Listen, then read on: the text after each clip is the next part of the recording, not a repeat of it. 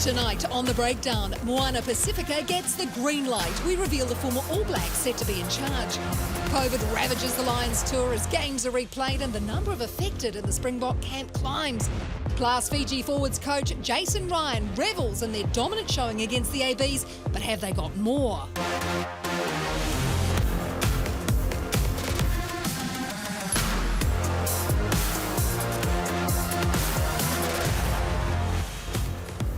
Kia ora koutou katoa talofa bula maloia lele. Hello and welcome to The Breakdown. The July international window has delivered plenty to debate already in 2021. Uncertainty surrounds the Lions in South Africa. The All Blacks are just 2 tests into a 15-test campaign. And we have breaking news around Moana Pasifika. But first we celebrate Italian football. That is right. Yes, JK couldn't wait. Italia! Italia! Italia!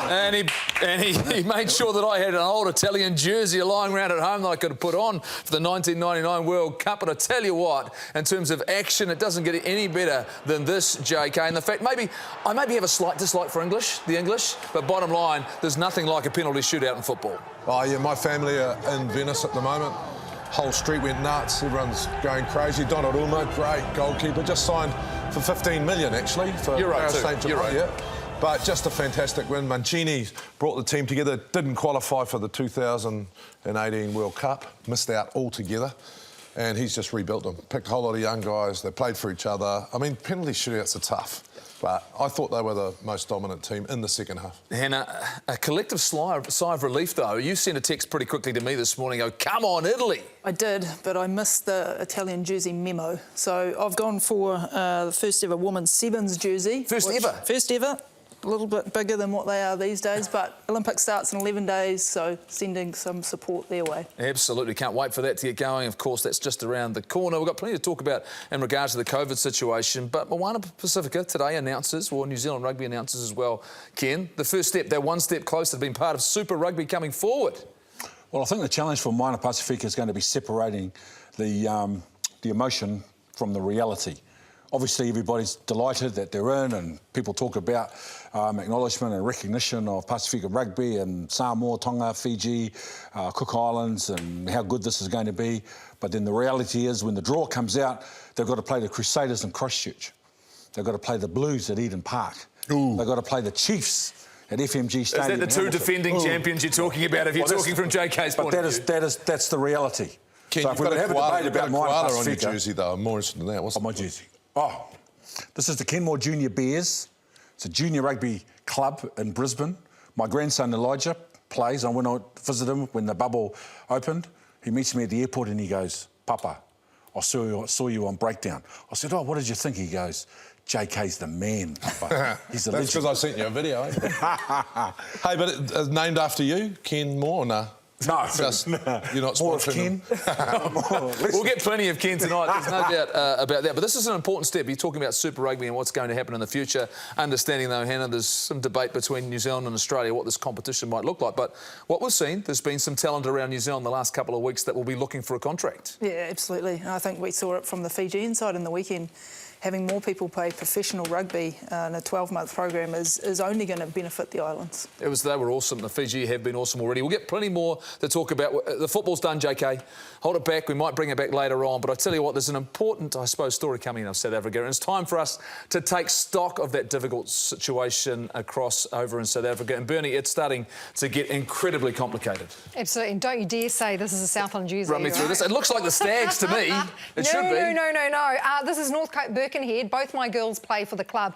And what's really impressive is that out of the club numbers, 113 girls play for the club and 27 of those play tackle. Not my girls, I'm sorry. I haven't let go yet. I can't do that. Can't mollycoddle them, mate. Oh, I know. I try not to, Turn them but loose. Baby steps, Uncle Ken. Right, 6 more cases.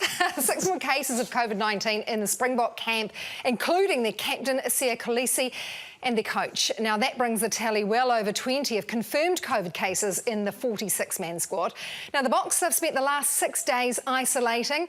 The test against Georgia was cancelled last Friday. Hardly an ideal build-up. The first test against the touring British and Irish Lions is in 2 weeks' time. The touring side also affected by the outbreak, and to quote Coach Warren Gatland, it's been a slightly turbulent week.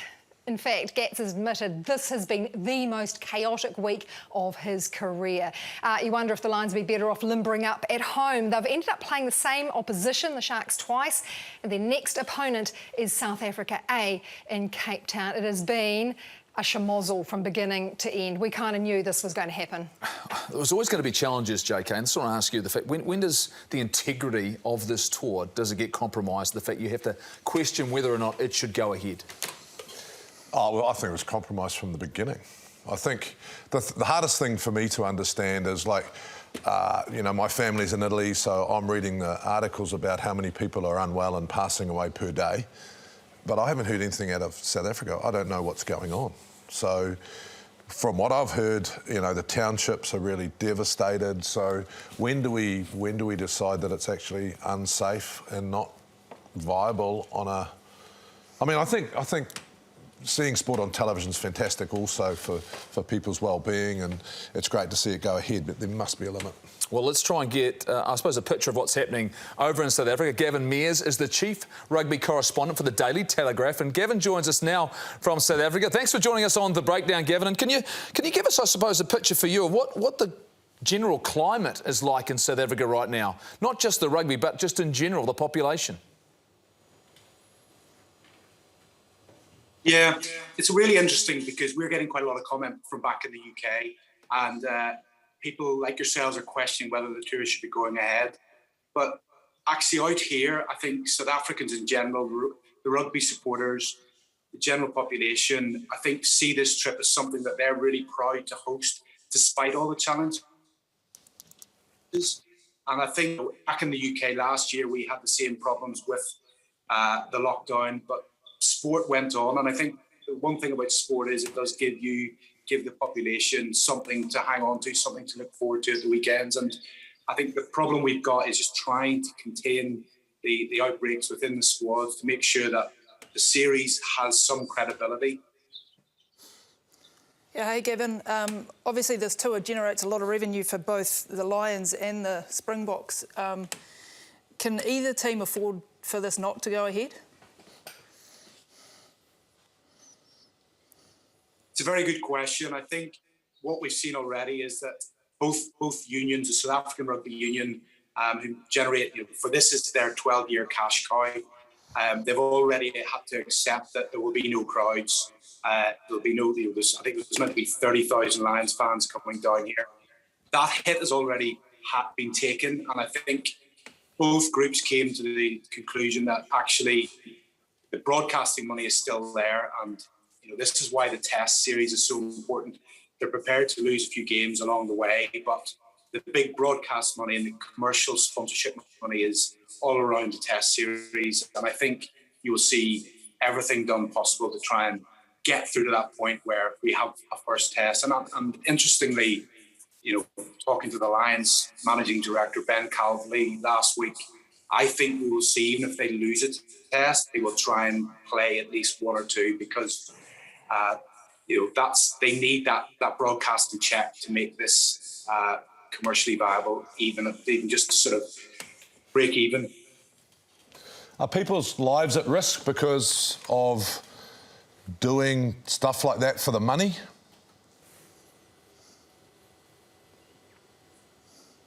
JK, very good question. I mean, in terms of the players themselves, I think the majority of players in both squads have been vaccinated fully. So in terms of the players themselves at risk, you'd hope that would be minimal. There isn't a movement. I mean, the thing is, if there was a movement of people going to matches and from matches, then you could make that argument, I think, quite strongly. But they're in such tight bubbles that I don't really think it's increasing the risk beyond what everyday life here is in South Africa. And just the pity for the people here is that the vaccination programme is way behind what it is in Europe, and people are dying here within the townships and the general population. But I think just looking at the fact that this event's happening, I don't really think would make a huge impact in terms of health risk. We live without it pretty much here. We're very fortunate, mate. But are you scared?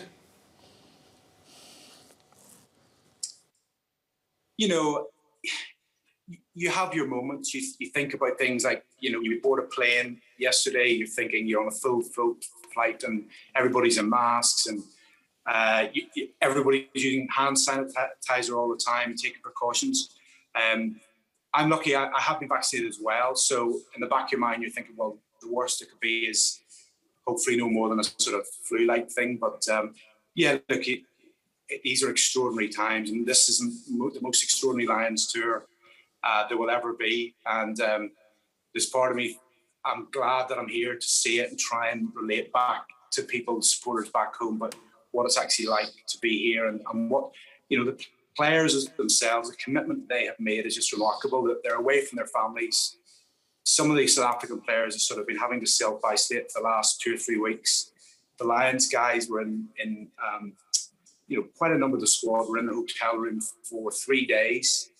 And you just think even just the mental impact of that you can have when you're trying to prepare for elite sport. And I can totally understand the questions around this tour going ahead, but I think the core part of it, we have to have a huge respect for the players and the coaching staff who are putting up with an awful lot to try and put together this series. And fingers crossed we will get there.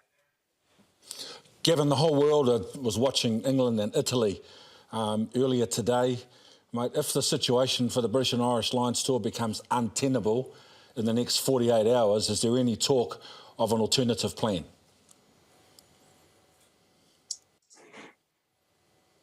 I think they are looking at contingencies, but I just can't see it being them taking it away from South Africa. I think the problem that you have is that, it's been mooted. They could move it back to London, but to get that amount of players across, and at the minute, South Africa and the UK is regarded as a red list country. So the players legally would have to isolate in a hotel for 14 days before they'd be released. I just think we are too far down the line for that really to happen. I think what will happen, I think really we're getting to the stage now, we're 2.5 weeks away from the first test.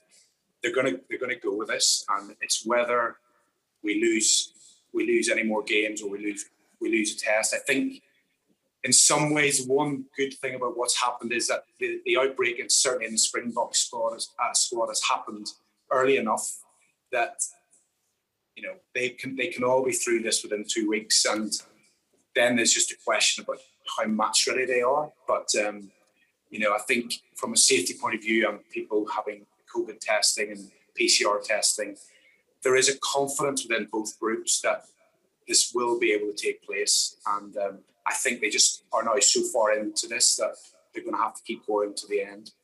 Gavin, look, the British and Irish Lions are used to having a huge contingency of fans on the road supporting them. And, of course, it's normally the home side that has that advantage as well.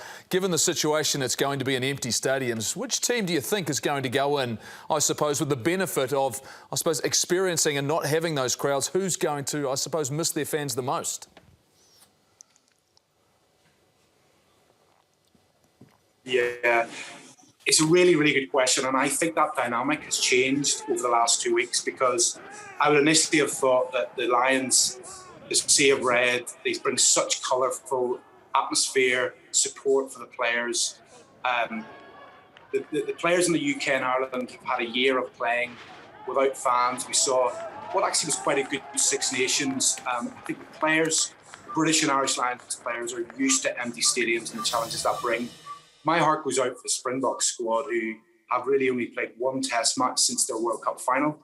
And while their players have been playing in Europe and things, that as a group getting together, I was thinking that the Springboks were heavy favourites to win this series. But given the disruption that they have had, and also the other key fact is that it looks like certainly the test series will be played at Cape Town at sea level. And that takes away the challenges of playing at high altitude for the British and Irish players. They've benefited from being in Johannesburg the last 3 weeks, and now they're going down to sea level.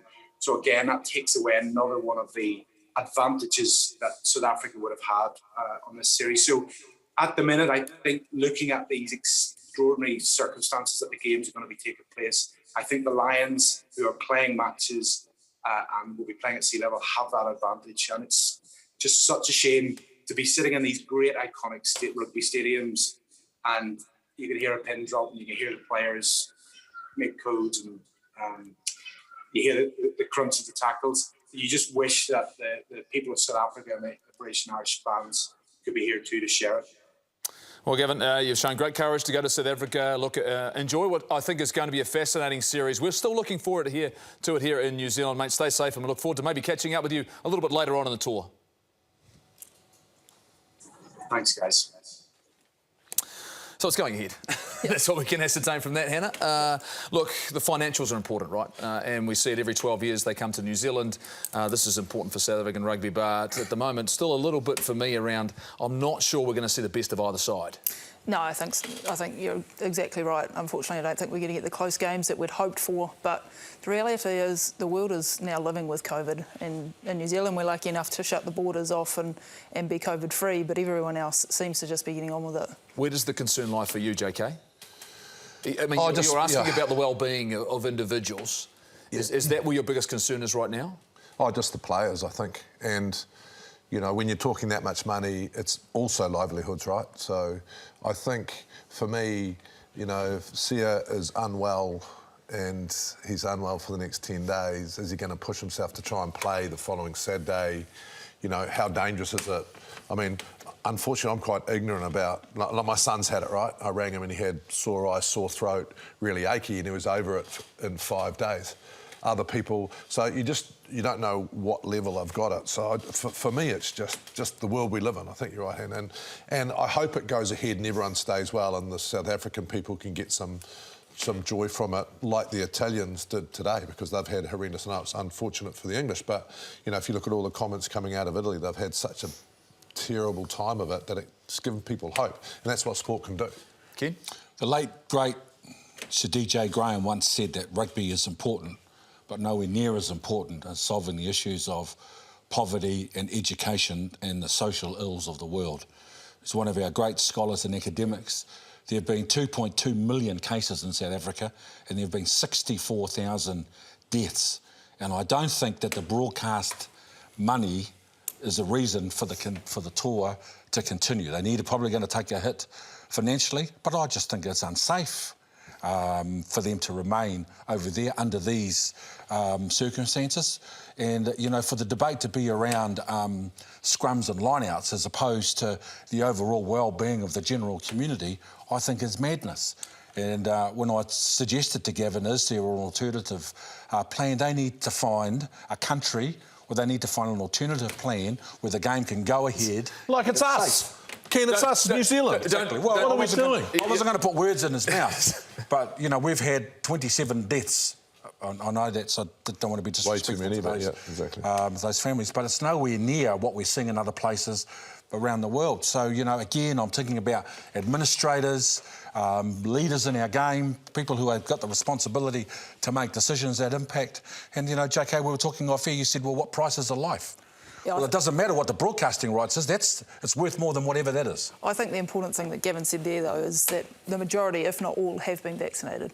So if they can keep it in the bubble, within the rugby bubble, then they are not going to go back into the community. And that's a real issue, right? That they take COVID back into the community. What's the point, though, Hannah, where you really start to question it? For you, I mean, you're questioning whether these games should go ahead. Is it when a player gets it? Or what point is it? Well, unfortunately, sport's not like too many industries in the world. They can't do their job over Zoom. They have to get out and they have to play games to generate revenue and to do a job. They've got massive fixed costs in people and in athletes, which is just hard to live with. Oh, I've got the plan. We send the frozen fish plane, just took the Olympians to Tokyo. We send it to South Africa. We chuck them all in. We bring them down here where we're safe. We put them in a bubble, they train, and we can have 5 test matches if they want. Well, it's the safest place in the world. Our game has a responsibility to lead. We can't operate in a society independent of issues in society that impact on the people that live in it, support it, and provide the joy and excitement that the game... Clearly, it's not safe. And so they can say what they like about everybody's being vaccinated and it's all safe. They've had games cancelled. They've played the Sharks twice. It's already at partial stages. And they're in level 4 lockdown now. So, in my view, they need to relocate somewhere else. And if I was Robbo, I'd be ringing that bloke at the British and Irish Lions. He's got a lot of phone calls to make, Robbo. Say, mate, have I got a deal for you? Well, one of our most challenging parts of this show is coming together for the trivia, and one of the most entertaining seeing John Kerwin confuse himself about what the answer might be, Burns. So please bring it in early. Didn't I win it last week? Come on, won it last week. He knows the answer. You didn't win it last Who won the European Cup? Italy. Yes, I won one. So pleased we didn't order some pizza for dinner tonight. This is my favourite part of the show, hands down, because I watch everyone squirm. JK taps out. It's empowering. We've got Ken. Actually, this could be right up your alley, Uncle Ken. It actually could, because we saw Dane Coles scoring 4 beautiful tries. You can't call those beautiful. But, you know, they're all worth 5, so we'll take them, won't we, Dane? He scored 4 on the weekend. Ian Kirkpatrick, so this might be one for you, Uncle Ken, scored 3 tries off the bench against Australia in 1968. But what was historic about that feat? So 1968 against the Aussies, he came off the bench, scored 3 tries. Oh, so JK's crying, Jeff's laughing, Hannah's tapping out. Right, we're going to work together on this one. We'll work together on this one. This could be a team effort on this trivia, so ponder that at home. This lot will scratch their heads and have a good guess. In the meantime, let's relive those gorgeous 4 meat pies by Dane Coles at the weekend. Don't think Dane Coles will be too far away either. In fact, he's there now. And Dane Coles latching on at the back here. Coles scores. Coles will join the party, and there he is. They go towards the line, and the try is scored. Coles holds it. Coles holds it. Coles scores. And no, he didn't do it, did he? He did, you know. First time an All Black forward has ever scored 4 tries in a Test match.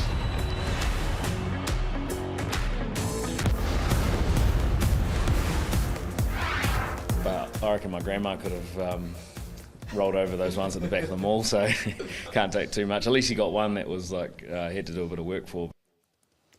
Brad Weber throwing absolute shade at Dane Coles, who bagged 4 tries at the weekend. Don't take that, Dane. I wouldn't take that. Welcome back to Breakdown, everyone. If you've just joined us, you've joined us at my favourite part of the show, the trivia part, where the grey matter is well and truly tested. If you've missed it, well, Dane Coles scored 4 tries at the weekend.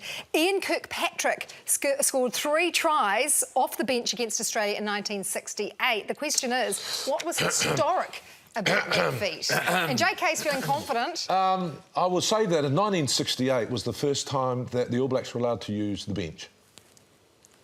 Quite like that. Quite like that. Do we need to go to the rest of our panel? That could be right. Because you know what?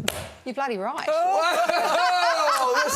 First time ever. All right, but you know what? It's the only exam I've ever passed in my life, This is 2 wins in a day. Italy winning the football and you winning this. He won this last week. But wait, there's more. There is a bonus point question, so there's time for you all to chip in, and this might be easier. He came off the bench to get 3 tries, but who did he replace? Colin Meads. Hannah? Before my time, no. Kel Tremaine. Goldie? Was BJ Lahore then? No, who was it? BJ Lahore. But why? Ooh. Another chocolate fish. Oh, I'm full of it. But wait, there's more tonight, aren't I?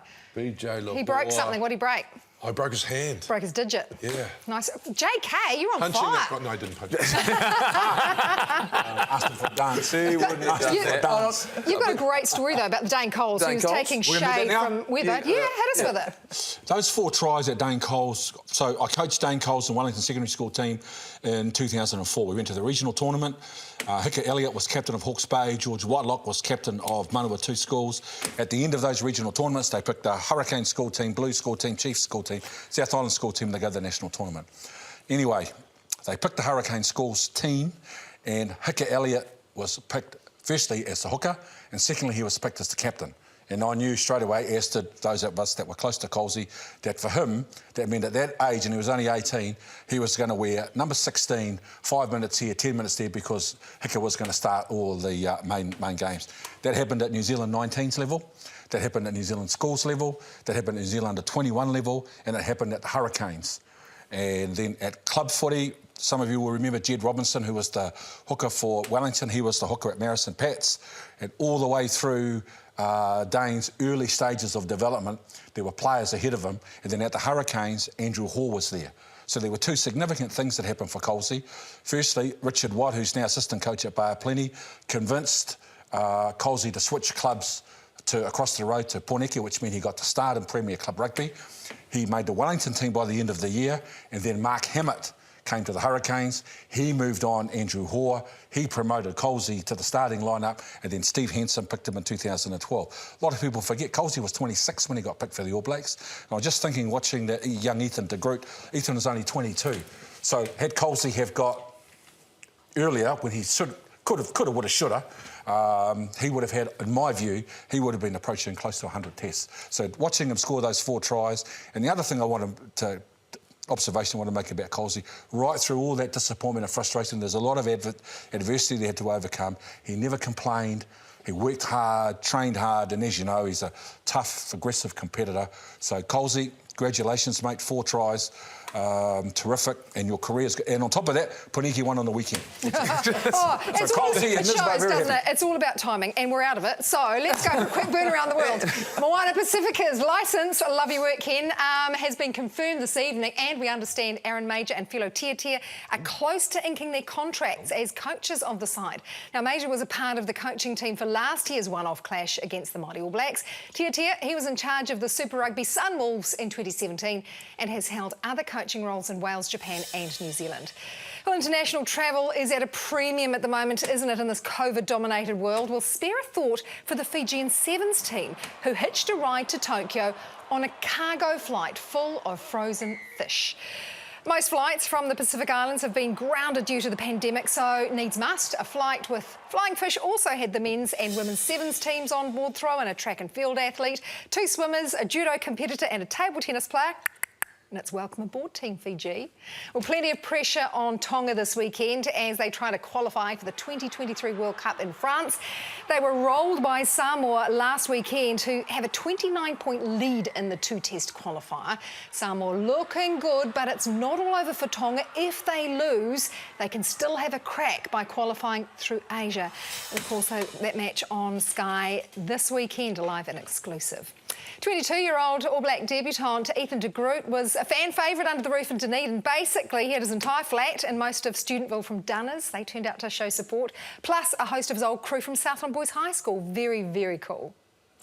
That's what it means, this moment means to you and your fans and all your family, and the belief it gives people back in Gore, brother. Yeah, these are my mates from school. They're pretty excited. I love them to bits, even though they're a pretty rough old bunch. They're pretty awesome. Oh, brother, I thought you went extremely well. You changed the game. You must be. I'm extremely proud of you, brother. Welcome to the club. Cheers, mate. And go celebrate hard. He's in the group. Woo! Oh, we're doing a big night in Dunedin for sure. Look, I know we have Jason Ryan up next. He'll be so proud of how hard Fiji pushed the All Blacks. I had a friend of mine, Ambrose, remind me how close Fiji came to beating the ABs in '74, Buckhurst Park in Suva, June the 11th, because his dad played. Rod Samuels played in the match where Fiji lost to the All Blacks by a single point, 14 points to 13. A last-minute converted try, sealing the match for the Kiwis. Not a bad AB side either. BG Williams, Grant Batty, Joe Karam, Bruce Robertson, Tane Norton, captained by Andy Leslie. So pretty cool. And here was the cutting that his dad kept. Oh no, Jason Ryan, you look so much better than a newspaper printout. Let's have a quick look. Not that we don't love you, Jason. We'll be right back, Jason. We'll be right back. There we go. Here we go. Have a look at this. There we go. Yeah, we'll be back, brother. Look at these handsome faces pushing the ABs so close all those years ago. And on that note, I'm sure Jason's got plenty to say on how they're going to take another level this weekend. Yeah, he's going to join the show. Jason Ryan's going to join us. To the fact that it's great that he's with us. He's down in Cambridge. Looking forward to talking to you, Jason.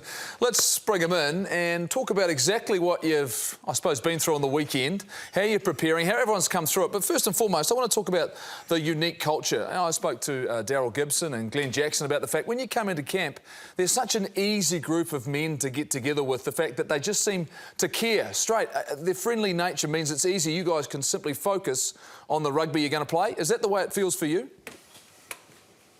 Yeah, good evening, everyone, and cheers, Goldie. You're 100% right. Like, one thing I've got to learn pretty quickly around the Fijian boys and their culture is, A, they do care about each other, and B, they're really adaptable for whatever's thrown in front of them. So, we put a lot of work in and just tweaking a few things in our game. But as far as the culture goes, like you asked, it pretty much just happens naturally, and it's it's a beautiful sight, isn't it? And listening to them sing. So it's got a bit of a random question for you, and I'm just interested because it came out today that Sia Corlesi has got COVID, and I know that you had it pretty bad when you were in France. So I heard that, you're actually sending messages home saying, I don't know how this is going to go. So can you just take us through a little bit of that and whether it is actually possible to play rugby 10 days after recovering?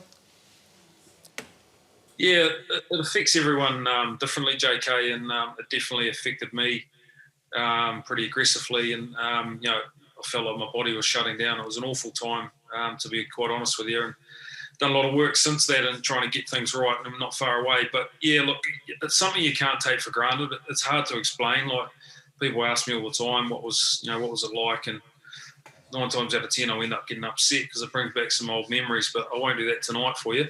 But it is. You just can't take it for granted, and it's not going away, and we've got to treat it with as much respect as you can. Jace, obviously pretty happy with how the boys went in the weekend. What are the key work-ons for this week? Yeah, we were, Hannah. When you're playing a top-tier team, like the All Blacks, you can't sit back. And one thing we drove this week was we wanted to attack, and we wanted to go hard because we knew we had to, and that's because we respect them. I think one of the pleasing things for me and the coaching group was how disappointed we were in the shed afterwards with our performance and how we leaked so many points. And I saw you on the show there earlier talking about Dane Coles' 4 tries. 3 of them was the All Black 4-pack walking over top of us, and that really hurt us. So we've got some work to do there, and it's great that the boys are really showing some ownership and some drive to be better. We know that the All Blacks will be better at the breakdown, but we'll be better as well, and we'll need to be. So we'll be right up for this second Test match, and I think there's a couple of areas in our game around big moments and discipline that we've got to really work on, because otherwise we're just going to be defending mauls all night. Jace, it's Ken Laban, mate, Bulavanaka. The Fiji Drua have been in the NRC for a couple of years, as we all know. Olympic gold medalists in the sevens program. And not a lot of people know that Fiji has some quality athletes who are big, aggressive, and we saw examples of that at the breakdown on the weekend. We're looking forward to that in Hamilton on the weekend. Yeah, look, they are, Ken. You're 100% right. Their natural power is quite unbelievable. Their power through contact, their ability to get on the ball and stay there is phenomenal. They're just so explosive, so strong. So, the Drua, things are going pretty well, and it's positive, isn't it, for what's moving forward. And, awesome. I think it's probably fair to say there's probably going to be a little bit of pain early with some results, with them competing consistently against the super teams coming into the comp. But, you just got to sacrifice that. I know they'll get better. I know that our boys would have been better for that Test match in the weekend. And, if you want to be the best, you got to have a crack at them, and it makes everyone better, your coaching, your management, your whole campaign. Jace, will the players come back, or do you think a lot of them will stay in France? Because there's been a lot of negativity about, Northern Hemisphere taking players, but it looks like it's worked for Fiji from an international point of view. Yeah, it's a tricky one, JK. Some of our boys are on big contracts. They're big paid players in Europe and in the UK. So, look, I probably couldn't answer that question around, would they come back? But I know that they've got to start somewhere, and there's a lot of work going in the Fiji high performance program, and Simon Rowley's really driving that extremely well and connecting with all the coaches, keeping us updated. So, and they're setting up academy, and they've got a few things in place. If they get a quality coaching group that I know that they're in the mix and interviewing at the moment, I think it's going to play a big part in ticking some boxes there. But, they've got to start somewhere. The likes of Johnny Dyer, who played 6 for us on the weekend. It wasn't long ago. He was working in a coal mine with Semi Raja, So the talent's there. You just got to trust that it's going to take a bit of time for the boys, but it's exciting. They play some game of rugby. They're phenomenal athletes and great men to coach. Look, you're such an exciting coach to be around. The fact that you've been part of the Crusaders. Are you interested in coaching the Drua? Is that on the radar? Any chance you might want to be a part of that? Yeah, if I had $1 for every time I've been asked that lately, but no, I'm fully committed to the Crusaders and New Zealand rugby for the next 3 years, obviously. So damn. But I've been. he's just trying to break you up. JK's just trying to break up the team down there. He's concerned about next season. Look, we're excited about what we saw in Dunedin, but I think we're just as excited about the potential that you guys have. Look, it was great to see the way you took it to the All Blacks. You're challenging them, and the fact that you've already qualified for the next Rugby World Cup. That means you've got a couple of years to prepare. Look, keep up the great work. Look forward to seeing you in Hamilton. Thanks for joining us, mate. No worries, guys. I'll square you up with that whiskey next time I see you, JK. I haven't forgotten. Thanks, Jason. It was a double too, by the way, mate. You deserved it. Hannah, for me, I'm going to ask this, Hannah, is this them arriving a little bit on the international stage? You know, look, they've competed on the big stage with teams, but to compete against the All Blacks for as long as they did, I don't see them going backwards from here. No, I think you're right. And I'm just speaking about the amount of players they've got playing up in that Europe competition, if they could get just a little bit more time with their players pre the World Cup, like Japan did pre the last World Cup, they're going to be a force to be reckoned with. There's a thing called the Six Nations, JK. The fact that we've got the likes of Japan and Fiji in our own region, in the Pacific. Do not start me on this, mate. That's why I sort of threw it out there, knowing the fact that all of a sudden we talked about Japan last week, but the championship needs Japan, Fiji in it right now. And this year. And what are we seeing 100%. Strong enough performances from those sides 100%. To say, you know what, we need them to be a part of it? Should that happen? Firstly, JK's 100% right. We need to have Japan involved and we need to have Fiji involved. Fiji Drua coming into Super Rugby is going to do amazing things for their national team because in the future, the bulk of the Fiji international team is going to come out of that Fiji Drua side. So they're going to be playing the top Super Rugby franchises in Australia and New Zealand, and they're only going to become more competitive. And already we've seen in Japan, ahead of their professional competition in 2022, the quality of the coaches, the quality of the players, of the signings that they have up there, they could be very competitive. And JK's 100% right, that Japan, and it's not too late to put them in the championship right now. And I agree. That would be wonderful. New fans, new interest, travelling on a plane full of fish. It'll add a whole new dimension. We're just going to put British Airways on that fish plane and bring it round, bring them down. Just drop the crayfish at my place on the way. Is that just something else for Robbo to do? Is it just something else to Mark Robinson to get? Robbo, give me a call, JK, and I'll give you a few tips. You'll get on to it. Oh, we talk about that's our game, that's international game. The club game here, though, is continuing to roll on. Burn, and we're a couple of weekends away from it all being over. Plenty of action, as always. Takes on a whole new meaning to chicken or the fish when you're on board, doesn't it? To our club news we go, and it was a very big occasion for Katikati in their clash against Papamoa. The Bay of Plenty clash was the 140th celebration for our Avocado Central club, and they made it count, smashing Papamoa 68-0. Does that mean it was an avocado smash? What about that play? Number 24, Va'a Kololo, the try scorer here.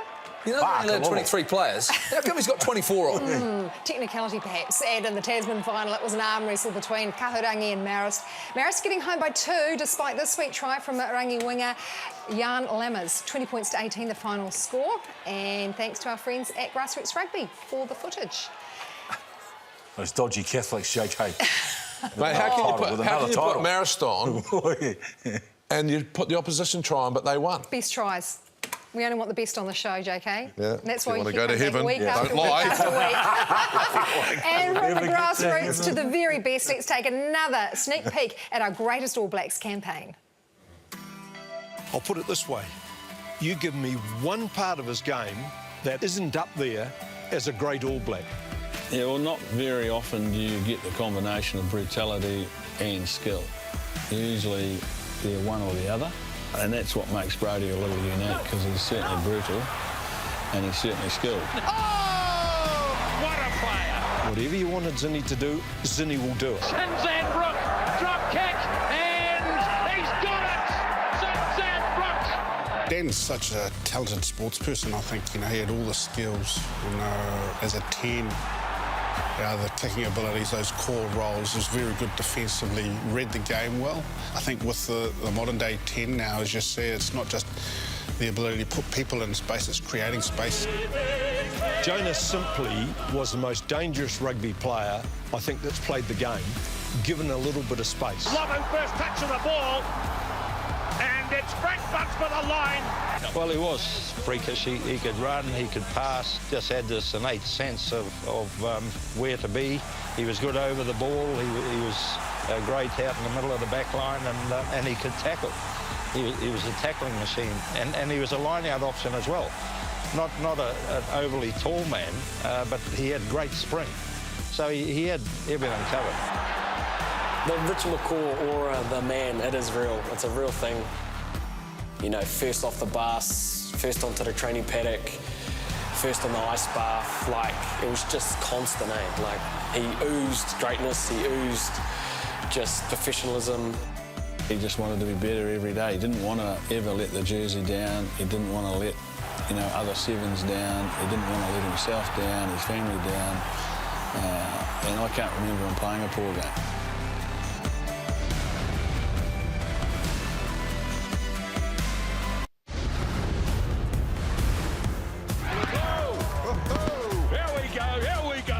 All Blacks versus Fiji, and it was all about the flair. We know the Fijians play with flair. Fijian flair. Fijian flair. Fijian flair. Fijian flair. Flair's flair, flair, the flair. Flair. Well, we've talked about this word flair so much tonight. There was a bit of confusion as to where the field was, but luckily this man with the clipboard knew. It's down there. Just keep going straight, right ahead of you, mate. Can't miss it. Beauden Barrett looked like something out of Rocky.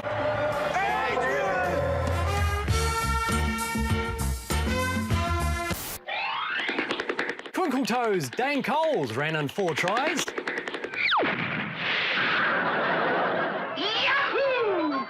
Now the All Blacks starting to really play some rugby. Oh, I love it when the All Blacks play some rugby. It's my favourite bit. Finlay Christie tried to defy physics and run directly through a human. Ian Smith got analysed. JK, what do you read into Ian Smith's mood after that one? Ian Smith was good. Yeah, Ian Smith was good. Yeah, exactly. You know, Ian Smith was in a good mood, and good question too, Smithy. Well done, mate. Cody Taylor planted a big one on Geordie. There was some real excitement in the Fiji coach's box. Vern Cotter went all Phil Collins on it. Meanwhile, Beauden's face was now morphing into Sloth from the Goonies.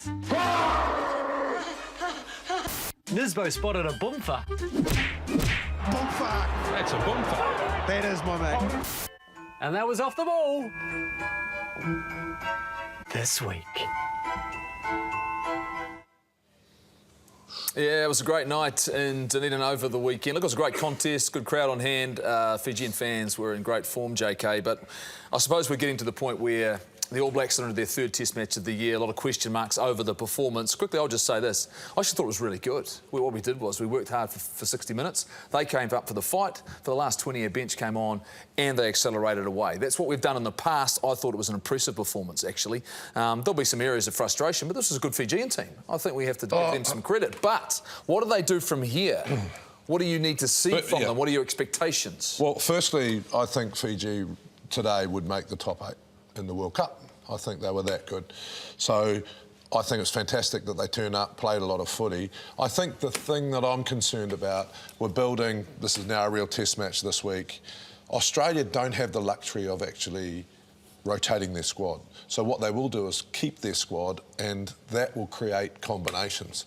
So I think that Fozzie and Foxy, and this week they've got to get a little bit closer to what the test team will be and start playing some combinations. We've got a few weeks off after this next week, then they're into the championship. So I think they'll need to start settling. I reckon 11 out of the 15 would possibly be starting to look like, I believe, what they should be test match-wise. So you start putting that all together, Hannah, you start talking about key decision makers. And you've been vocal about who you think should be at 10 and 15. Who do you think should it be on the form of the first couple of weekends, and where do you think they might go? Yeah, look, I'm going to change my mind here and I'm going to go the best 3 playmakers we've had over this first 2 games are Moana, McKenzie and Beauden Barrett, and how do we fit them all in? I think Damien actually played his way in and I reckon he'll start at 15, Moana at 10 and Bowden to come on and really be that impact player in the last 30 minutes and change the game. Well, I want to talk about the bench in a moment, but Ken, you think about the number of areas that we have talked about. We talk about the loose forwards and a number of areas. I mean, for you, what's important? Oh, well, obviously we can't play without the ball. No one can play without the ball, and they'll be very conscious about the contest at the breakdown. They'll be very conscious about dominating in the set piece. Brody coming back obviously is a strong point. So do you read, does he and Sam White do they start locking together again? I'd say that they do. Yep. I'd say that they do. Scott Barrett and Patrick are going to have a contest for the third locking position on the bench. They both bring physicality, they both bring presence, they both bring line-out prowess, should I say, and they're both very strong in the contact area. A lot of debate around the loose forwards. Dalton Papali's had a fantastic. He's not going to be available. Season, sounds as though he's nursing a calf. So is that Artie Savia? I don't know. Well, I don't know how far Artie is from coming back. I've seen a few clips of Instagram. He's doing some sprinting. Looks to be back to his best physically, so I wouldn't think that he'd be very far away. Rieko Ioane, JK, does he continue? Anton Leonard-Brown looks as though he's getting very close to selection.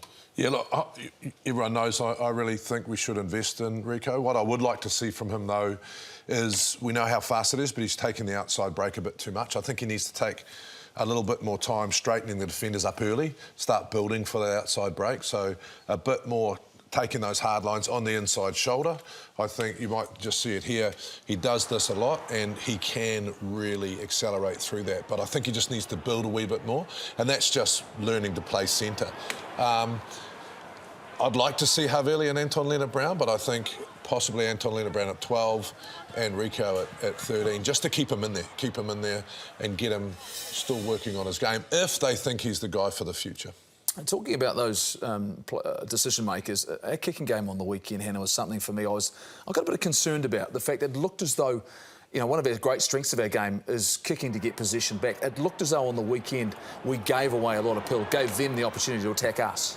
Yeah, there was some pretty aimless kicking from both, our decision makers really, giving back, as you say, giving them back the ball. And as we see here, the chase line also isn't that great, so we're not actually adding pressure onto that kick, and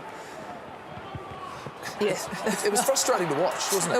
It was. Yeah, I mean, you think about the game for me. We talk about our heads-up play, JK. I got a sense the fact that we were asking them to maybe take the ball back to us rather than the fact that creating enough counter-attack. And we saw it here once again.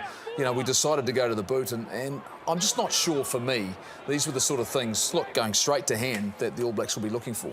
Oh, I just don't think we were really ready for the physical encounter. And I think we're a little bit shell-shocked for 50 minutes, and it took them a while to readjust to it. So what happens when you're a bit shell-shocked? And it's just no one's fault. They went from a Tongan side, to be fair, that they put 100 points on, but the Tongan side wasn't that physical. The Fijians were incredibly physical, so you can do all the training you want, but when that line speed's coming at you, when you're getting hit, not late, but the guys were so committed to the tackle. It's the first time I've seen guys pass it and the tackle coming, they're all on the ground. And I just think they got a bit shell-shocked, but I don't think the kicking game was good enough for what we want. You know what I mean? Kicking them into the corners a wee bit, putting them under pressure when we're under pressure, right?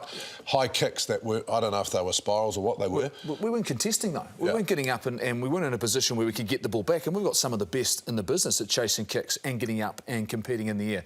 The other thing I want to highlight is the fact I want to look at our bench. The fact we're always talking about this 23-man game, and coming back to that impact you're talking about, Hannah, look, I want to go and compare. Look, in 2015, this is a Rugby World Cup final, and then you're looking at what you can bring off the bench and make a difference. Bowden Barrett, Sonny Bill Williams, Kurbalo's an outstanding impact player off the bench. Sam Kanan's experience, Faumuina Franks and Mia Lamu just went about their business. To me, I think, Ken, isn't that one of our great competitive advantages? Quite often we're getting in the selection debate about 1 to 15.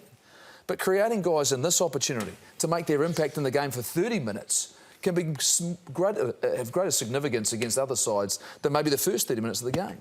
There'll be a lot of people watching, JK, from your generation and from mine that will be shivering in their seat listening to this debate about the 23-man game that it's now become. And, you know, Goldie's making that point.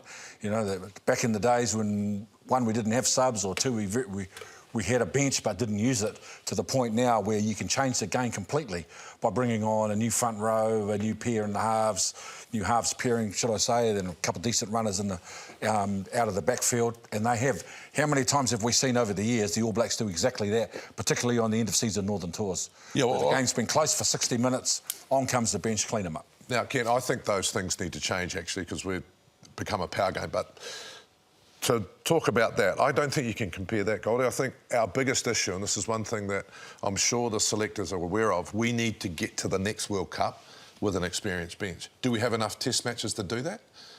I don't know. But by the time we get there, we need a bench like that. So who's going to be your props? And they've got some guys to come back in too. And Hannah, is that where we win our test matches?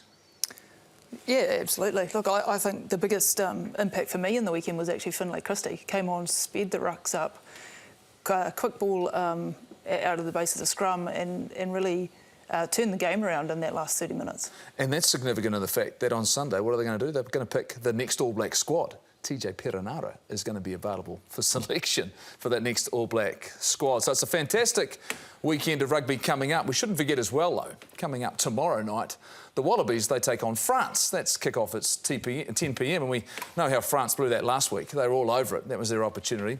And as well, over the weekend, we've got 7 games of live rugby for you to enjoy. We're going to get to Hamilton. That's what we're going to be this weekend. The double-header as well. We're looking forward to seeing you in 7 days' time. And you know what, JK? I've loved it. Enjoyed it. Finish it. Go on now. Finish it. Take us. At home. Italia. Go and have a red wine and some cheese. Yay. Thanks, Ken. Thanks. Tēnā koutou, Nisa Bulavanaka.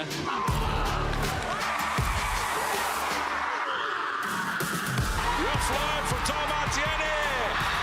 Good try, Tonga. Very good from the Fijian pack.